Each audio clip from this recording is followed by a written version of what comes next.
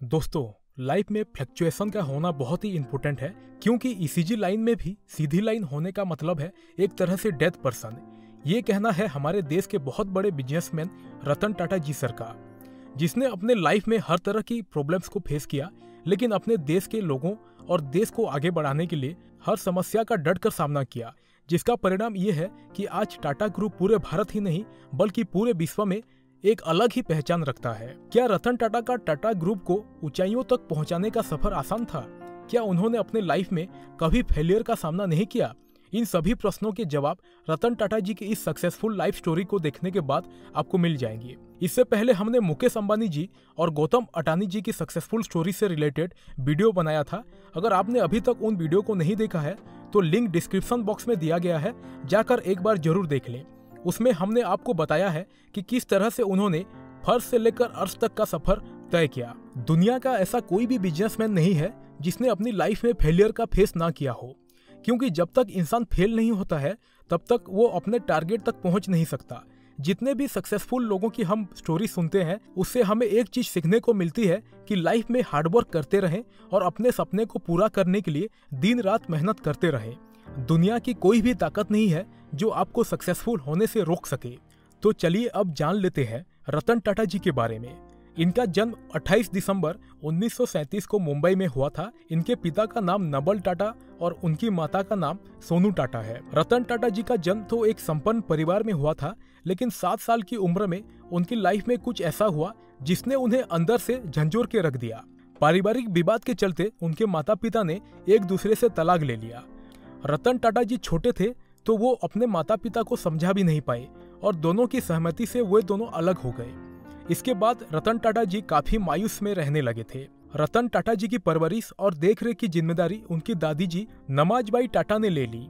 रतन टाटा जी की माता से तलाक होने के बाद रतन टाटा जी के पिता ने सिमोन डुनियर नाम की महिला से शादी कर ली। शादी के बाद उन्हें एक पुत्र की प्राप्ति हुई, जिनका नाम उन्होंने नोबेल टाटा रख दिया। नमाजबाई टाटा ने रतन टाटा जी सर के साथ साथ नोबेल टाटा की जिम्मेदारी भी अपने कंधे पर ली। दादी की परवरिश इतनी अच्छी थी कि उनका लगाव अपने दादी के साथ काफी गहरा हो गया, और होना भी क्यों ना चाहिए, क्योंकि दादी उन्हें बहुत ही लाड प्यार से रखती थी। उस समय रतन टाटा जो मात्र 7 साल के थे, और बच्चों को क्या चाहिए, अगर कोई प्रेम से बोल देता है तो बच्चे उसे अपना सब कुछ समझ बैठते हैं। यही रतन टाटा जी के साथ हुआ। उन्होंने अपनी दादी जी को अपना माता पिता समझ लिया और उन्हीं से शिक्षा ग्रहण करने लग गए। नोबेल की तुलना में उनकी दादी का रतन टाटा जी के प्रति काफी गहरा प्रेम था। जैसे जैसे समय बीतता गया, रतन टाटा जी थोड़े बड़े हुए और उन्होंने पढ़ाई करना शुरू कर दिया। रतन टाटा जी सर ने 8वीं कक्षा तक की पढ़ाई मुंबई के कॉम्पेनियन स्कूल में पूरी की और उसके बाद उन्होंने मुंबई के Cathedral and John Connon School में एडमिशन ले लिया। उनकी हाई स्कूल तक की पढ़ाई कंप्लीट हो चुकी थी। अब उनकी दादी जी ने डिसीजन लिया कि अब उन्हें आगे की पढ़ाई करने के लिए अमेरिका भेजना चाहिए।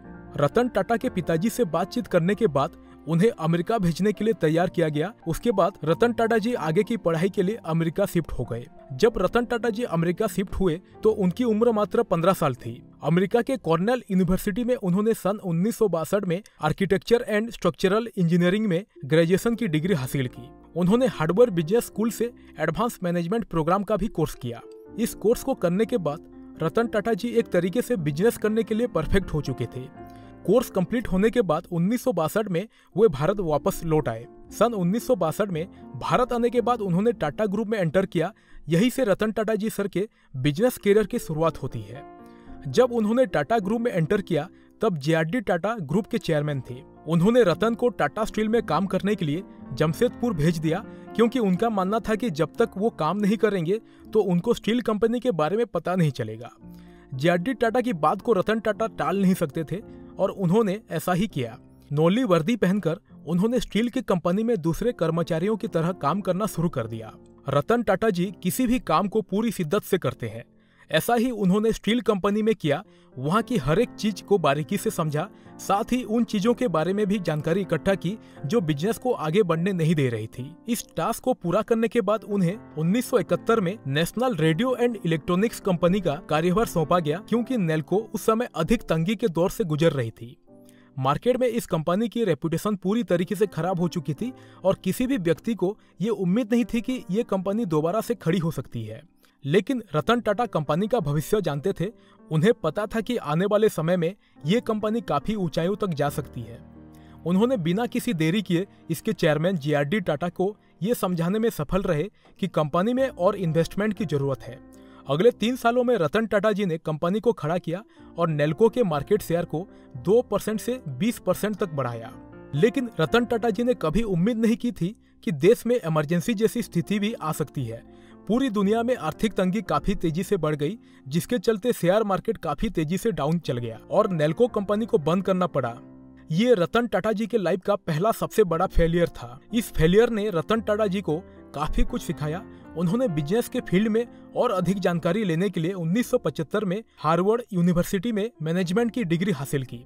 1977 में रतन टाटा जी को टाटा ग्रुप की एक्सप्रेस मिल कंपनी की जिम्मेदारी सौंपी गई, जो कि बंद होने के कगार पर थी। उनके सामने ये बहुत बड़ा टास्क था कि किसी भी तरह से इस कंपनी को ऊपर उठाना है। उन्होंने अपने अब तक की पढ़ाई से जो भी सीखा सभी को इस कंपनी को ग्रो करने के पीछे लगा दिया था। उन्होंने मैनेजमेंट से कंपनी पर 50 लाख रुपए का इन्वेस्टमेंट करना प्रोपोजल रखा, लेकिन मैनेजमेंट बिल्कुल भी रतन टाटा जी की बात को मानने को तैयार नहीं था। उन्होंने इस प्रोपोजल को ठुकरा दिया। इसका नतीजा ये हुआ कि कुछ ही समय बाद कंपनी बंद हो गई। रतन टाटा जी को अपनी लाइफ की दूसरी सबसे बड़ी फेल्यूर मिली। लेकिन रतन टाटा जी हर फेल्यूर के बाद कुछ ना कुछ सीख रहे थे। उन्होंने ये अपने मन में एक दृढ़ संकल्पना बना ली थी कि चाहे लाइफ में कितनी भी फेल्यूर का सामना क्यों ना करना पड़े, अपने इंडस्ट्री को दुनिया के टॉप पर लेकर जाना है। 1988 में रतन टाटा सर को टेल्को कंपनी का चेयरमैन बनाया गया, लेकिन 1991 में उनके पिताजी ने उन्हें टाटा ग्रुप का चेयरमैन बना दिया, जिसके बाद पूरे टाटा ग्रुप की जिम्मेदारी रतन टाटा पर आ गई और टाटा ट्रस्ट का पूरा भार रतन टाटा पर आ चुका था। रतन टाटा के पिताजी ने भी इस इंडस्ट्री को ऊपर उठाने के लिए काफी अधिक मेहनत की थी। जहां 1980 में कंपनी के केवल 11 डायरेक्टर थे, वहीं 1991 तक 18 डायरेक्टर हो चुके थे। टाटा पैसेंजर गाड़ी बनाती थी, लेकिन रतन टाटा जी के चेयरमैन बनते ही उन्होंने कंपनी के काम करने के तरीके को पूरी तरीके से बदल दिया। उस समय तक भारत की ऐसी कोई भी कंपनी नहीं थी जो लग्जरी कार बनाती हो। पहली बार टाटा ने 1998 में भारत की लग्जरी कार लॉन्च की। ये टाटा ग्रुप का पहला ड्रीम प्रोजेक्ट था, जिसको रतन टाटा जी ने पूरा कर लिया। रतन टाटा जी ने अपने पूरे टीम के साथ इस ड्रीम प्रोजेक्ट को पूरा करने के लिए दिन रात मेहनत की थी। लेकिन ऑटो एनालिस्ट ने इस कार को बुरी तरह से क्रिटिसाइज किया। इसके पीछे का रीजन था कि भारत में ऐसी आज तक कोई भी कंपनी नहीं थी जिसमें लग्जरी कार को लॉन्च किया हो। रतन टाटा जी ने भारत के लोगों को स्वदेशी ब्रांड उपलब्ध करवाया था, लेकिन उनका ये मिशन पूरा नहीं हो सका। इसका ज्यादा असर इंडिका की सेल्स पर दिखने को मिला। इंडिका मार्केट में लॉन्च होने से पहले ही पूरी तरीके से फ्लॉप हो गई थी। भारत के लोगों के द्वारा इसका अच्छा रेस्पॉन्स रतन टाटा जी को नहीं मिला, जिसके चलते टाटा मोटर्स को बहुत बड़ा नुकसान हो गया। रतन टाटा को इतना अधिक नुकसान हो चुका था कि उनके करीबी लोग भी उन्हें सलाह देने लगे थे कि टाटा मोटर्स को किसी दूसरे बिजनेसमैन को बेच देना चाहिए, क्योंकि इंडिका मार्केट में बुरी तरीके से फेल हो गई थी और इन्वेस्टर भी रतन टाटा की इस कंपनी में अपना पैसा इन्वेस्ट नहीं कर रहे थे।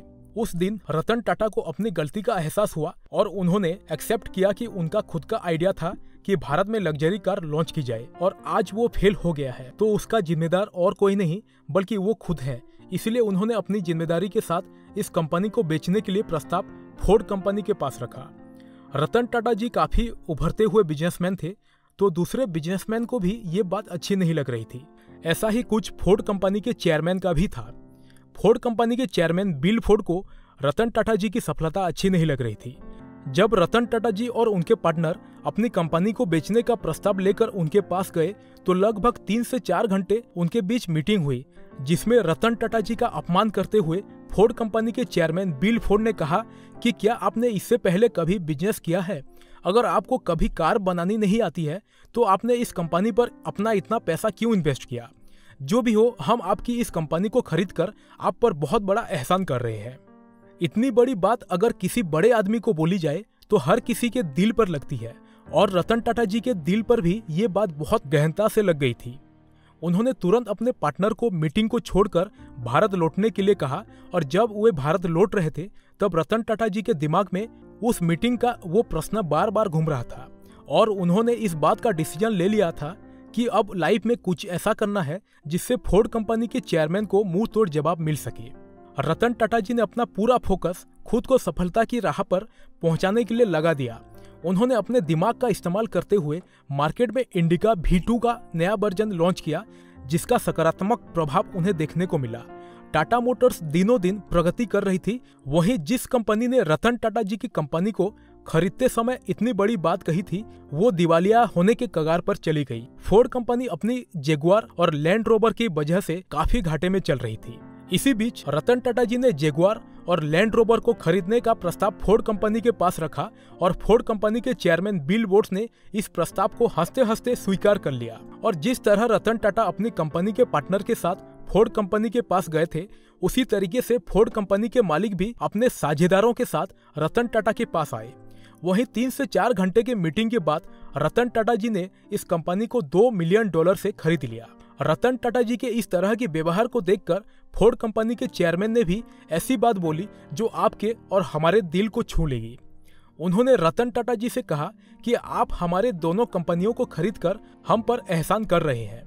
दोस्तों, रतन टाटा जी एक ऐसे इंसान हैं जो खुद की बुराई तो सहन कर सकते हैं, लेकिन दूसरों के लिए उनके तरफ से एक भी गलत शब्द नहीं निकलता। पर उनकी यही खासियत शायद आज उन्हें इतने बड़े मुकाम तक पहुंचा पाई है। ये रतन टाटा जी की सबसे बड़ी सक्सेस थी कि उन्होंने दुनिया की सबसे बड़ी कही जाने वाली कंपनियों को खरीद लिया था। इसके बाद उन्होंने 2000 में कनाडा की टी बैग को खरीदा। कहा जाता है कि ये कनाडा की सबसे बड़ी टी बैग कंपनी थी। इसके बाद रतन टाटा जी ने एक से बढ़कर एक कंपनी को खरीदना शुरू कर दिया। 2007 में टाटा ने कोरस कंपनी को खरीदा और इसका नाम टाटा स्टील के नाम पर रख दिया।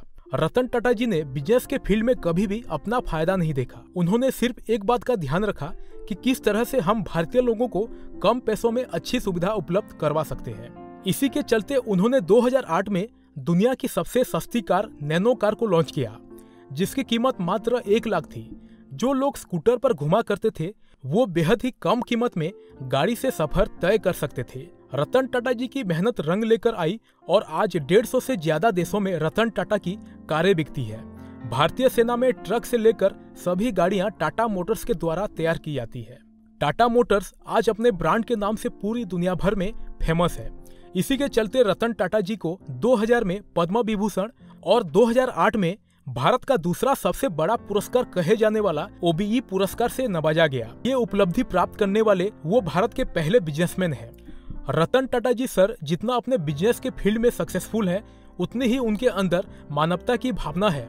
आज वे अपनी कमाई का लगभग 70% तक गरीबों में दान कर देते हैं।